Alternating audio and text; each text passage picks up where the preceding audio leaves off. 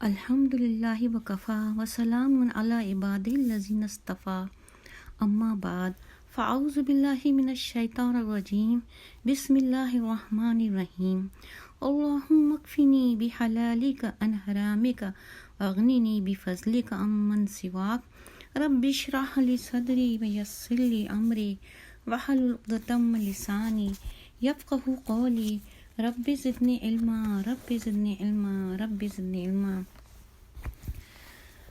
محمد صلی اللہ علیہ وسلم نے فرمایا ہے کہ قرب قیامت میں دنیا میں قدرتی آفات، زلزلے اور سیلاب کی بہتات ہوگی اور بے شمار جانیں دن و رات صبح شام اس میں غرق ہو جائیں گی اور اس میں گناہ گار بے گناہ سبھی لوگ مارے جائیں گے۔ تو صحابہ کرام نے فرمایا کہ یا رسول اللہ کہ ایسا کیوں ہوگا؟ تو آپ صلی اللہ علیہ وسلم نے فرمایا کہ جب دنیا جو ہے ظلم سے بھر جائے گی، جب بے حیائی پھیل جائے گی، لوگوں کو عزتوں کا پاس نہیں ہوگا، جب لوگ ایک دوسرے کو اس طرح قتل کریں گے کہ نہ قتل کرنے والے کو پتہ ہوگا کہ میں کیوں کسی کو قتل کر رہا ہوں، یعنی قاتل اور مقتول دونوں اس بات سے بے خبر ہوں گے، بس لوگوں کے حکم پہ قتل کیے جائیں گے اور بے قصور اور گناہ گار سب اس میں پسیں گے، ناپ تول میں کمی ہوگی، ظلم حد سے زیادہ بڑھ جائے گا، حکمراں بہت برے ہوں گے۔ تاکہ عالموں کے بارے میں بھی فرمایا کہ قرب قیامت میں بدترین علماء جو ہیں ہمارے سامنے ہمارے درمیان ہوں گے۔ تو اور قرآن پاک میں اللہ تعالیٰ فرماتا ہے کہ ما اصاب من مصیبت الا باذن اللہ ومن یؤمن باللہ یہد قلبہ واللہ بکل شیء علیم۔ کوئی مصیبت بغیر اللہ کے حکم کے نہیں آتی، اور جو شخص اللہ پر ایمان رکھتا ہے اللہ تعالیٰ اس کے قلب کو راہ دکھا دیتا ہے، اور اللہ ہر چیز کو خوب جانتا ہے۔ تو آج کل جو مصیبت اور مشکلات سے ہمارا ملک گزر رہا ہے، اور نہ صرف ملک بلکہ دنیا بھر میں یہ سب ہو رہا ہے، جگہ جگہ سیلاب ہے، کہیں طوفان ہے، سونامی ہے، قدرتی آفات میں لوگ گھرے ہوئے ہیں، لیکن برائی ختم ہونے کا نام نہیں لے رہی۔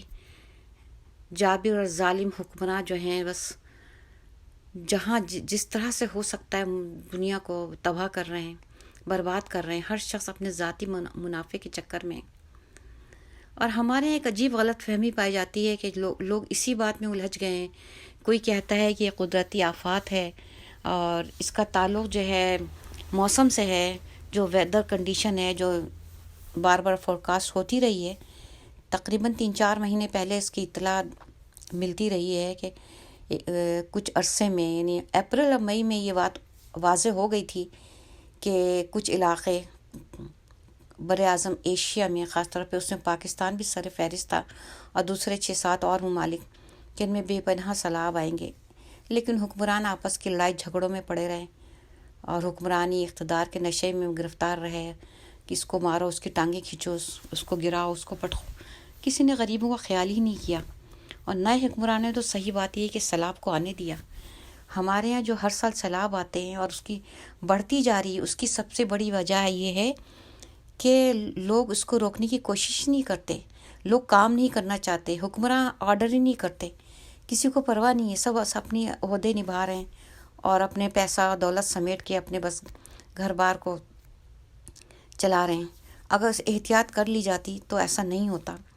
اور دوسرے لوگوں کی یہ بات کہ یہ نیچرل ہے، نیچرل ڈیزاسٹر ہے، تو صحیح بات ہے، نیچرل ڈیزاسٹر ہے، لیکن یہ نیچرل ڈیزاسٹر کس کے حکم سے آتا ہے؟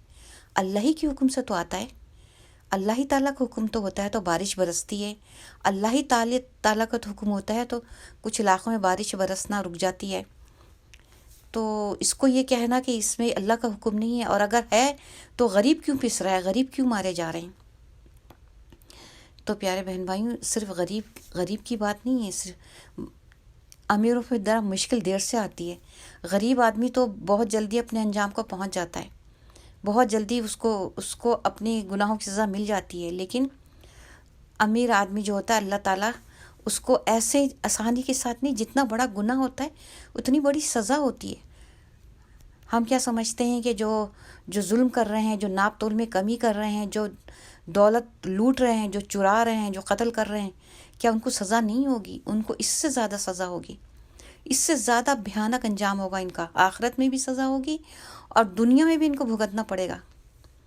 جو انسان کا جو آخری وقت ہوتا ہے نا، وہ سب سے زیادہ قیامت خیز ہوتا ہے، جب اللہ تعالیٰ اپنے بندے کو موقع دیتا ہے کہ میرے بندے نیکی کے راستے پہ آ جا، اب بھی اپنے گناہوں کو چھوڑ دے، اپنے گناہوں سے معافی مانگ لے، اور جو اس بات کو سمجھ لیتا ہے اور اس چیز کی طرف، نیکی کی طرف راغب ہو جاتا ہے، اس کی بچت ہو جاتی ہے، وہ کامیاب ہو جاتا ہے۔ اور جو مست ہوتا ہے اسی بات میں کہ میں نے بھی عیش و عشرت میں زندگی گزاری، میری آنے والی نسلیں بھی عیش کر لیں، اور اپنی 10 نسلوں کے لیے بس دولت جمع کرتا رہتا ہے، جائز ناجائز اس کو پرواہ نہیں ہوتی، پھر ان کا انجام بھی برا ہوتا ہے۔ وہ آسانی سے دنیا سے نہیں چلے آتے، اور صرف دنیا ہی سے جانے کی بات نہیں، اصل سزا تو آخرت کی ہے۔ آخرت کی سزا سے بچیے، اس جہنم کی آگ سے بچیے جس جہنم کا ایندھن جو ہے انسان اور لکڑیاں ہیں۔ قرآن کی یہ آیت کتنی دہشت ناک ہے جب پڑھو، کہ وہ ایندھن، وہ آگ جس کی، جو انسانوں سے جلائی جائے گی، صرف لکڑیوں سے نہیں، انسانوں کو جھونک کے اس میں آگ دہکائی جائے گی۔ تو کیا ہمیں اس آگ کا ایندھن بننا ہے؟ ہمیں اس جہنم میں جا کے یہ ہمارا حشر ہونا ہے؟ ہم تو ایمان والے ہیں، جب ہم نے ایک دفعہ کلمہ پڑھ لیا، جب ہم نے اس بات پہ یقین کر لیا کہ یا اللہ، کہ ہم تیری وحدانیت پہ یقین کرتے ہیں کہ آپ اکیلے ہیں، آپ کا کوئی شریک نہیں، اور محمد صلی اللہ علیہ وسلم آپ کے رسول ہیں، تو پھر ہمیں اس احکام پہ بھی تو عمل کرنا ہے جو قرآن نے ہمیں دیے ہیں۔ ہمیں ان سنتوں کو بھی تو اپنانا ہے جو رسول پاک صلی اللہ علیہ وسلم نے اپنائی اور ان کا حکم بھی دیا۔ جو رسول پاک صلی اللہ علیہ وسلم کا حکم ہے وہ بھی ہمارے شرعی احکام بھی شامل ہے۔ اس کو ہم یہ نہیں کہہ سکتے کہ یہ تو سنت ہے، اس کو کریں یا نہ کریں، کوئی نہیں۔ جو صلی اللہ علیہ وسلم کا عمل تھا، جیسے ان کا کھانے پینے کا طریقہ، اٹھنے بیٹھنے کا طریقہ، بات کرنے کا طریقہ، ان کا لباس، یہ سب سنت ہے۔ ہم اسے اپنائیں گے تو ہمیں زیادہ اجر و ثواب ملے گا۔ لیکن جو صلی اللہ علیہ وسلم نے اپنی زبان سے کہہ دیا، اس پہ تو ہمیں عمل اسی طرح کرنا ہے، کیونکہ اللہ تعالیٰ فرماتا ہے اطیعوا اللہ واطیعوا الرسول، میرا حکم مانو اور اللہ کے رسول کا حکم مانو۔ تو ہمارے پاس یہ گنجائش ہی نہیں رہی کہ اگر ہم کوئی حدیث پڑھتے ہیں اور پھر ہم یہ سوچیں گے یہ تو صرف حدیث ہے، اور یہ پھر اس میں ہم ہزاروں پخ نکالتے ہیں کہ یہ مستند ہے، کہ یہ ضعیف ہے، تو یہ ایسی ہے، اور اس میں لوگ اتنے آگے بڑھ جاتے ہیں کہ وہ اس بات کا بھی خوف نہیں کرتے کہ ہم کہیں کوئی ایسی غلط بات نہ زبان سے نکال دیں جو ہمارے لیے گناہ کا باعث، بلکہ ہمارا ایمان چھن جائے۔ تو بہرحال آج کل جو حالات ہیں سیلاب کے، تو پلیز میں تمام لوگوں سے اپیل کروں گی کہ اپنے بہن بھائیوں کی مدد کریں۔ سیلاب میں لوگ ڈوبے ہوئے میں بہہ رہے ہیں۔ یہ دنیا اتنی کہاں سے کہاں پہنچ چکی ہے کہ شرم سے کہیں ڈوب کے مر جانے کو دل چاہتا ہے، کہ جب ہم دیکھتے ہیں یہ ویڈیوز اور تصویریں، چھوٹے چھوٹے معصوم بچے پانی میں ایسے تیر رہے ہیں، ان کی لاشیں ایسے تیر رہی جیسے مچھلیاں۔ ہم کس دور میں رہ رہے ہیں؟ ایک طبقہ تو آپ کا اتنا امیر و کبیر بن گیا ہے کہ اس کا کوئی مقابلہ ہی نہیں ہے۔ ان کے کیا بادشاہ شہزادیوں کی ایسی بھی زندگی نہیں ہوگی جو زندگیاں حکمراں طبقہ گزارتا ہے۔ اور ہمارا آدھے سے زیادہ طبقہ یہ حال ہے کہ ان کو کھانے کے لیے وقت کی روٹی نہیں، وہ سیلاب میں گھرے ہیں، ان کے گھر گر گئے ہیں، ان کو نہ پہننے کے لیے، نہ کھانے کو ہے، نہ چھت ہے ان کے سونے کے لیے۔ اتنی اذیت ناک زندگی میں آدھی سے زیادہ قوم پڑی ہوئی ہے۔ 70% علاقہ ہمارا ڈوب گیا ہے۔ جو لوگ خشکی پر ہیں، جو لوگ آرام سے ہیں، وہ ان کی مدد کریں، کہیں ایسا نہ ہو کہ یہ آگ آپ کو بھی لپیٹ لے۔ جب سیلاب بڑھے گا تو طوفان بن جاتا ہے۔ اگر پانی کی سطح اور زیادہ بڑھ گئی تو سمندر ابل پڑیں گے، پھر اس وقت کیا کریں گے؟ سوچئے، قرآن کی آیتوں کو یاد کریے اور اللہ کا خوف کریے۔ اللہ تعالیٰ ہماری آزمائش کر رہا ہے۔ اگر کچھ لوگ اس مصیبت میں ہیں جو سمندر میں، دریاؤں میں ڈوب کے مر رہے ہیں، ان کا پتہ نہیں مل رہا، کہاں سے کہاں ان کی لاشیں پہنچ گئی ہیں، تو جو لوگ خشکی میں بیٹھے ہیں، جو لوگ آرام سے اپنے گھروں میں ہیں، تو کیا اللہ تعالیٰ ان سے خوش ہے؟ اللہ تعالیٰ ان کی آزمائش کر رہا ہے۔ اللہ تعالیٰ اللہ نے ان کی رسی کو ڈھیل دی ہوئی ہے۔ ان کو اللہ تعالیٰ دیکھ رہا ہے کہ وہ کب آگے بڑھتے ہیں اور کتنی ان کی مدد کرتے ہیں۔ تو آگے بڑھیں، اپنے بھائیوں کے ہاتھ تھام لیں۔ اور دوسری بات یہ ہے کہ اللہ کے واسطے بھکاری نہ بنائیں انہیں۔ وقتی طور پہ انہیں ضرورت ہے کہ ان کو شیلٹر دیں، ان کو کھانا دیں، ان کو کپڑے دیں۔ یہ 3-4 چیزوں کی ان کی بہت، دوائیں دیں۔ 4 چیزوں کی بہت ضرورت ہے انسانی بقا کے لیے، انسانی زندگی کے تحفظ کے لیے۔ پھر اس کے آگے یہ سوچیں کہ ان کو ان کے پیروں پہ کھڑا کرنا ہے، اور ایسی زمینوں پہ مکان نہ بنانے دیں کیا یہ حکمرانوں کا کام نہیں ہے کہ وہ ایسے زمینوں پر مکانوں کی تعمیر کو روک دے؟ یہ کون کرتا ہے؟ یہ حکومت والے لوگ ہی کرتے ہیں، یہ ایم پی ایم ایم میں نہیں کرتے ہیں، حکومت کے افسران کرتے ہیں۔ یہ بیوروکریسی کہاں ہے؟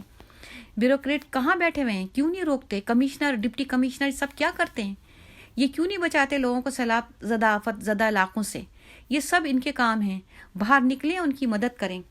اور لوگوں کو 5 لاکھ دے دیا، 10 لاکھ دے دیا، وہ پھر آپس میں بھی قتل و غارت ہوگا، آپس میں بھی چوری اور ڈاکہ زنی ہوگی کہ 10,000 پکڑا دیا، کسی کو 2 لاکھ پکڑا دیا، کسی کو 2.5 لاکھ پکڑا دیا، کچھ سامان چوری ہو رہا ہے، کوئی اپنے گھر لے کے بھاگا جا رہا ہے۔ اس کا بھی خوف نہیں ہے کہ حرام کا مال لوٹ کیا، وہ بھی غریب کا نوالا چھین کے لوگ کہاں جائیں گے؟